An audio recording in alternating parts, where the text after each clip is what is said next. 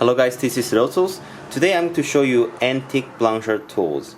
These are the antiques, so you cannot really get them like this, or you cannot really find used or even new tools because they don't really make this anymore. The company exists, the Blanchard exists in Paris in France, but it's the antiques. These are the essential knives that were really made their company really famous back in the times, and now it's really hard to find. It's a rare tools, and if it's really in good condition, they cost a fortune.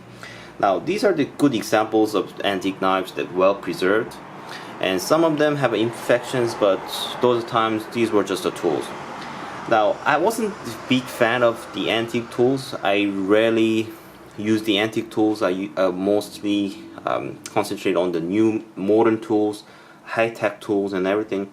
But then I gained the interest in antique tools recently, and the aesthetics and the looks of the antique tools are quite amusing. It's very nice, and I'll just like to show them one by one what's the difference, and I'll just show you, introduce these tools, and you can compare with yours what it's like and what's the difference.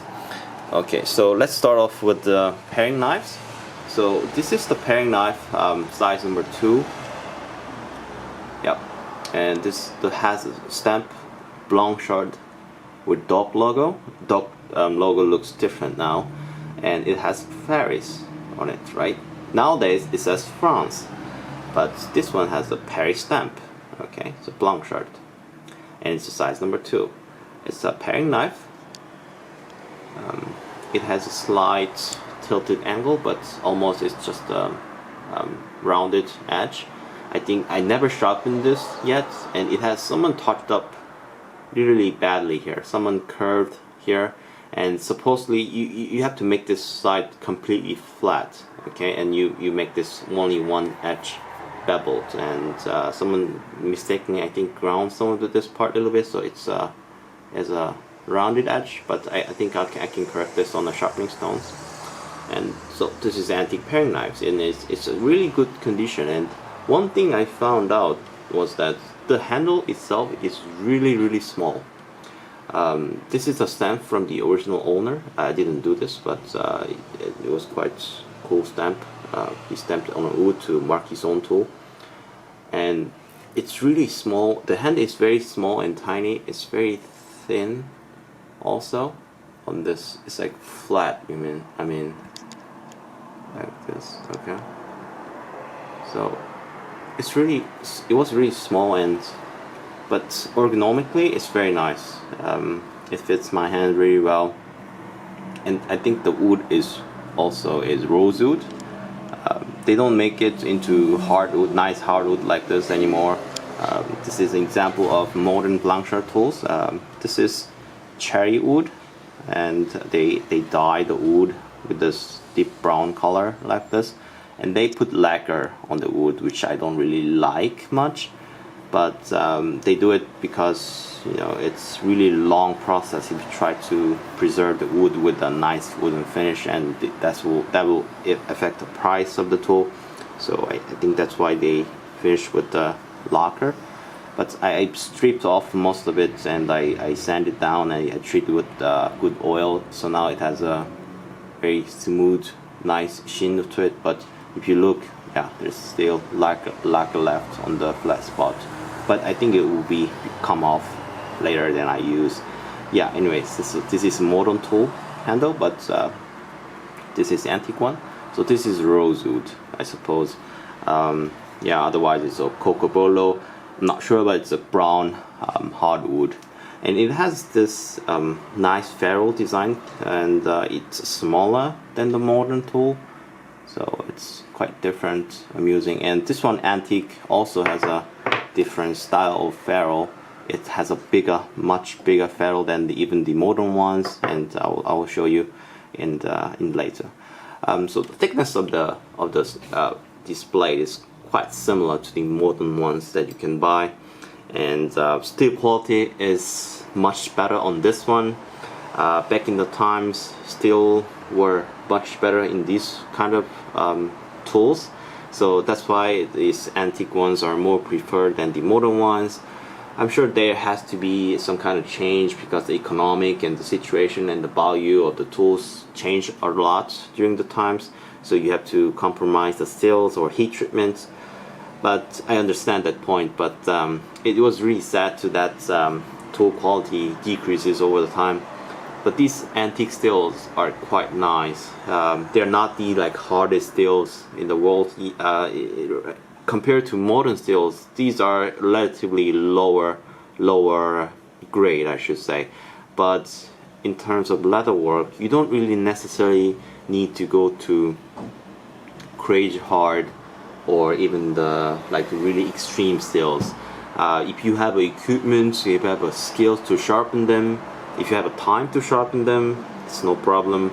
But then these were no problem back in the times when they did traditional leatherworking. So I assume these are more 1080 or 1090 steel, so high carbon tool steels. No, sorry, high carbon steels, and these work really nicely if you sharpen them really well, and it's easier to sharpen. So it's really good steel. Now the next one is Blanchard edger. It's a size 2, so it's relatively big edger. If it's a Blanchard 2, this will be equal to normal edger size 4 or 5. These were the saddle making tools, and size 2 was quite big. It starts with a 0, 1, and this is 2, so it's the third smallest, but then it's really big. It has one flat bottom, and it has an edge inside. I never did a sharpening. I didn't really took a good sharpening on this. I will not show any demo, but these were like, I don't think I can use this to a modern leatherworking. I never tried on it, but number 2 size, I know it's really big size, and if I need to make it something really thick, oh, sorry for the noise outside. Yeah, if I want something to make it really thick, maybe this will come into use, but then I will just preserve this on a shelf, or I don't know. It's just a nice, well-maintained tool that there's no damaging, no crack in the handle.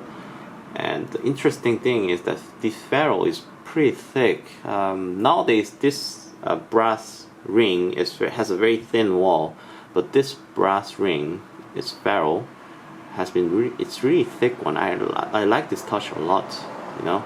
It's a nice curve, and I think the wood here is well aged, and I think this wood is pear wood. It's been really darkened a lot, but I think it's a pear wood, and it's very nice hardwood, has very fine grain, a really nice look to it. Yeah, this is a Blanchard edger. And it has only Blanchard stamp without any dog logo, because I think there's no space for the whole stamp, so they chose only Blanchard on the bottom. Yep. And lastly, this is a French pattern knife, and I highly think of this tool because I think this is the oldest tool here, and it's well preserved. There's no dents, there's no crack, and wood is also ebony. It's really well maintained ebony, and the steel has not been corroded or pitted anything. I think it's almost like mint condition. I see some of the scratches over the storage, I think, but still these steels never been sharpened. It's new, almost new condition, just the little scratches here and there, but this steel has been preserved really well. I really like this, and yeah. So this has an edge on the curve, and then it has an edge on the outside of the curve. So basically you use it as like this, and then you use a push cut or you pull cut. So it's a French pattern knife. So you cut out pattern with this kind of tool. I don't think I'm going to use this tool at all. It's just a historical, well-preserved piece that you should really keep them.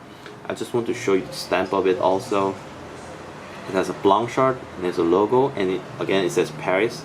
Nowadays it says France.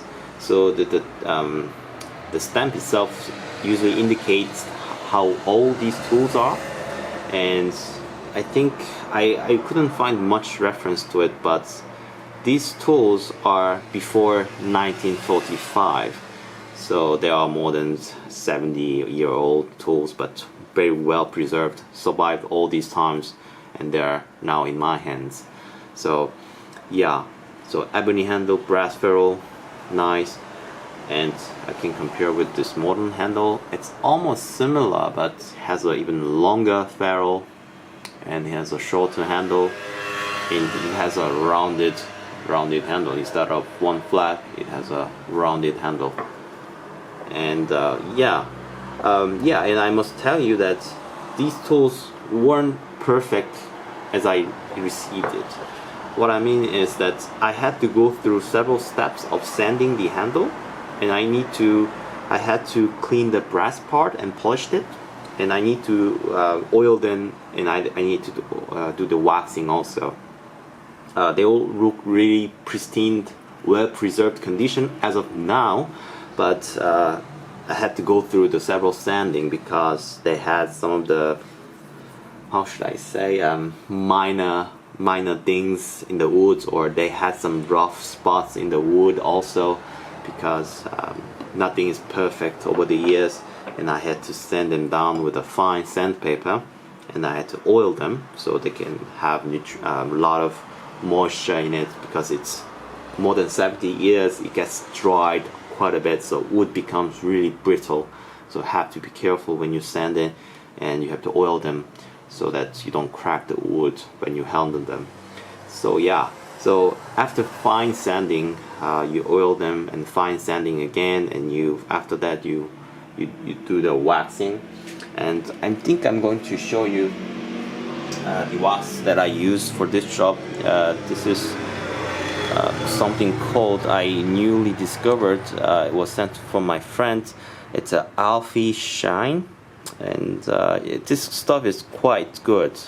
It's a hard wax polish, and it's 100% natural, so it's safe to handle it. And I'm going to make a short review on how to use this wax, or what the results are.